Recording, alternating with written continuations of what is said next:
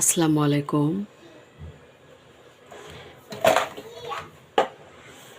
আজ আমি রান্না করছি পাক্কি বিরিয়ানি। তার জন্য এই তো আলুগুলো আমি ভেজে নিব, ডুবোনো তেলে ভেজে নিব। তার জন্য সামান্য একটু লবণ দিলাম, আর দিব সামান্য জর্দার রং। এই তো জর্দার রং দিব,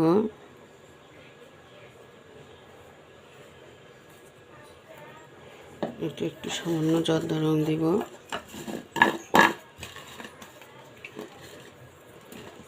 জর্দা রং দিয়ে আলুগুলো ভাজলে দেখতে খুব সুন্দর হবে, কালারটা খুব সুন্দর হবে।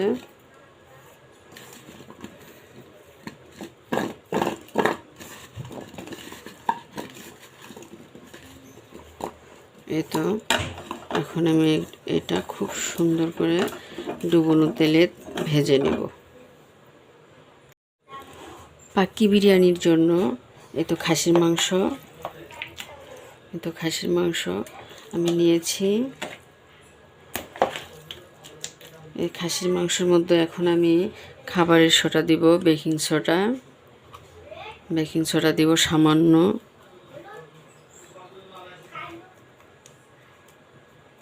একটু সামান্য বেকিং সোডা দিব। আর বেকিং সোডাটা দেওয়ার কারণ মাংসটা খুব সফট হবে, সেজন্য আমি এটা দিলাম।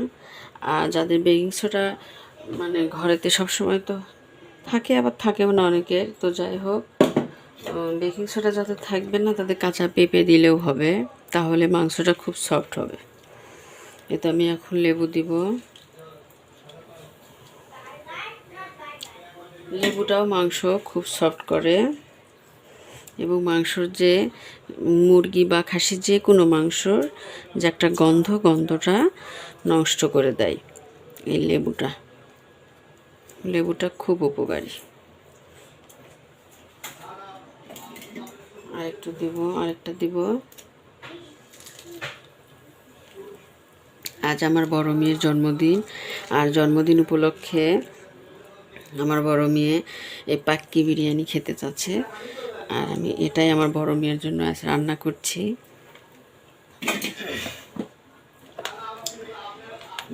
এখন আমি পরিমাণ মতো লবণ দিব, এবং পরিমাণ মতো হলুদ,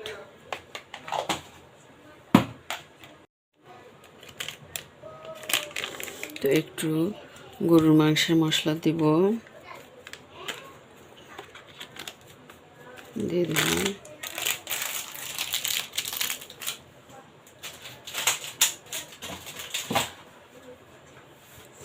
সমস্ত মশলা দেওয়া হয়ে গিয়েছে।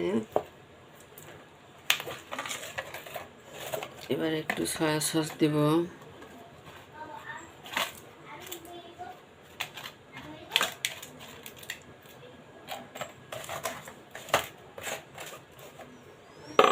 এখন এটা আমি হাত দিয়ে মেখে দিব।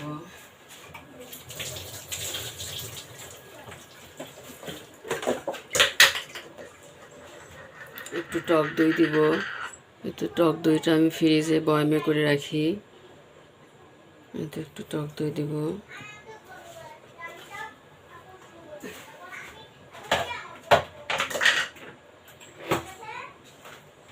আর দিব জয়ফল জয়ত্রী বাটা। আমার এই ভিডিওটা এত জাম হয়ে গেছে যে ডিলিট করতে হবে, শুধু কেটে কেটে যাচ্ছে। তো যাই হোক, আমি আদা রসুন মশলা সমস্ত, সাদা এলাচ কালো এলাচ দারচিনি সমস্ত মশলা দিয়ে দিয়েছি। এখন দিব জয়ফল জয়ত্রী বাটাটা একটু দিব। এই তো জয়ফল জয়ত্রী বাটা দিয়ে দিলাম। এখন আমি এটা হাত দিয়ে মেখে দিব। এই তো তেল দিলাম, সয়াবিন তেল, হাত দিয়ে মেখে দেব। এটা ম্যারিনেট করে রাখবো আমি কিছুক্ষণ, 10 মিনিটের মতো ম্যারিনেট করে রাখবো।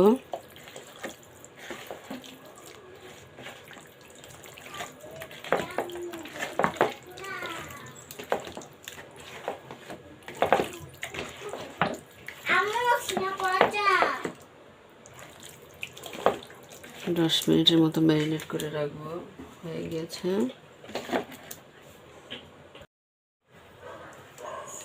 তো আলুগুলো এখন ভেজে নেব।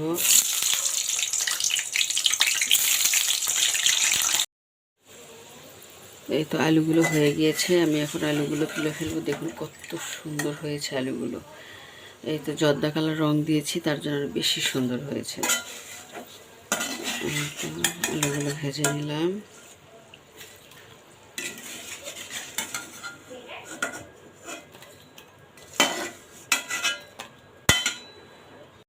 এই তো দেখুন আলুগুলো কত সুন্দর করে ভেজে নিয়েছি। এখন ম্যারিনেট করা মাংসগুলো আমি খুব সুন্দর করে ভেজে নিব, মানে কষানি করে নিব। তার জন্য আমি পেঁয়াজগুলো ব্রাউন কালার করে ভেজে নিব। পেঁয়াজটা দিয়ে দিলাম।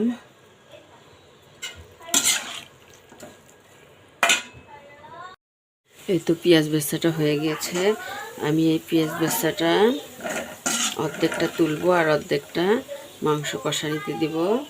অর্ধেকটা এই আলুর পাশে উঠাই রাখলাম। একটু উঠালাম। এটা হলে আমি পাক্কি বিরিয়ানির লেয়ারে দিয়ে দিব, লেয়ারে লেয়ারে এটা দিব, এই জন্য একটু উঠাই রাখলাম। তো এখন এর ভিতরে আমি মাংসটা দিয়ে দেব।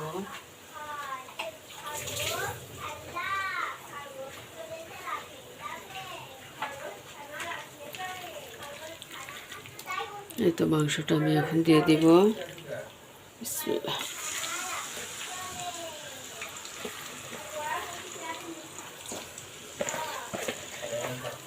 মাংসটা এখন এটা আমি খুব ভালোভাবে কষায় নেব। এটা মাংসটা আমি এখন খুব সুন্দর করে কষায় নেব।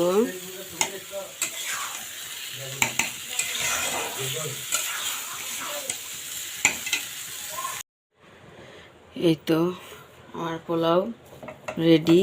পোলাওয়ের মধ্যে আমি এখন লেয়ারগুলো দিয়ে দিব। এই যে পেঁয়াজ বেরেস্তা আলু দিয়ে দিলাম, আর এই তো কিশমিশটা আমি দিয়ে দিব। কিশমিশ দিয়ে দিলাম। এবার এই তো মাংস কষিয়ে রেখেছি, সে মাংসটা দিয়ে দিব।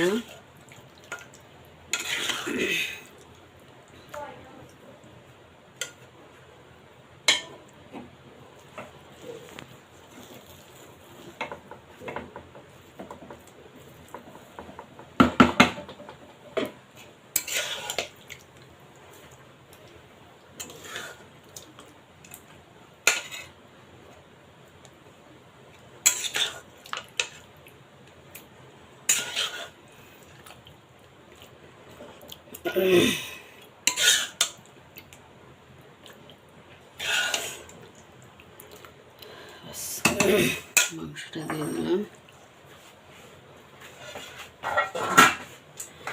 এখন আমি সাদা পোলাওটা আবার দিয়ে দিব।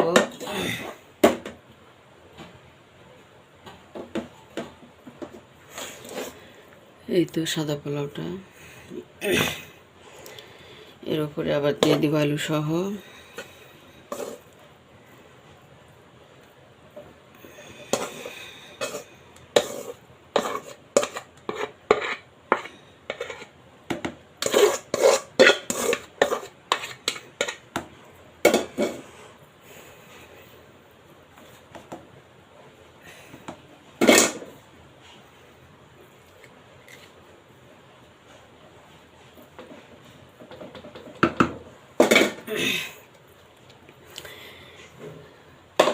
এবার আমি এই তো দুধ, ঘি এবং জর্দা রঙটা আমি একসঙ্গে এখানে গুলে রেখেছি, এটা আমি দিয়ে দিব জর্দা রং।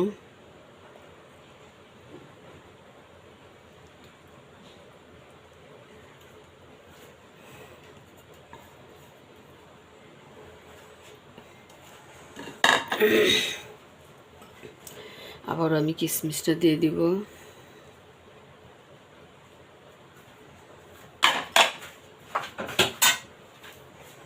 পেঁয়াজ বেরেস্তা আবারও দিব।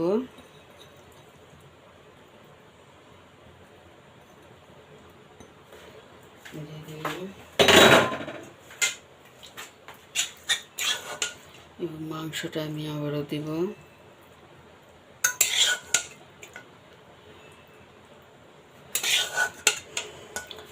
চুলাতে কিন্তু আস্তে টিপ টিপ করে আগুন জ্বলছে, আস্তে করে দিয়েছি।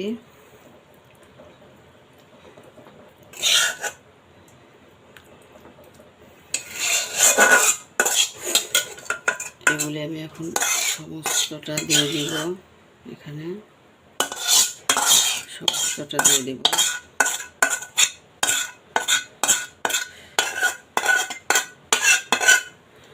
ব্যাস হয়ে গেছে।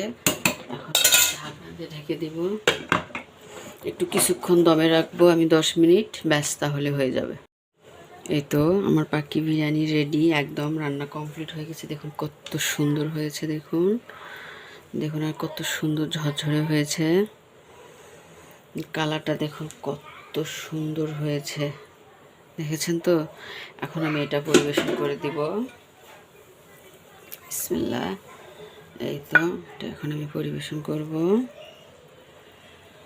তো মাংসগুলো জাস্ট অনেক সুন্দর হয়েছে, অনেক সফট হয়েছে, আলুগুলোও দেখতে হয়েছে অসাধারণ।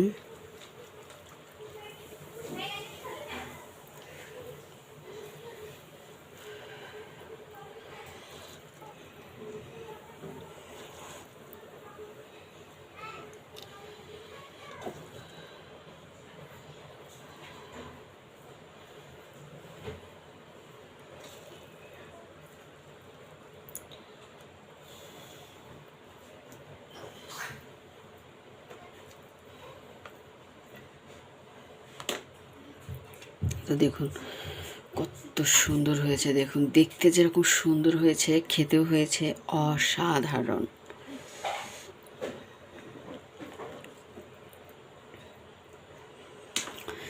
এই তো দেখুন কত সুন্দর হয়েছে।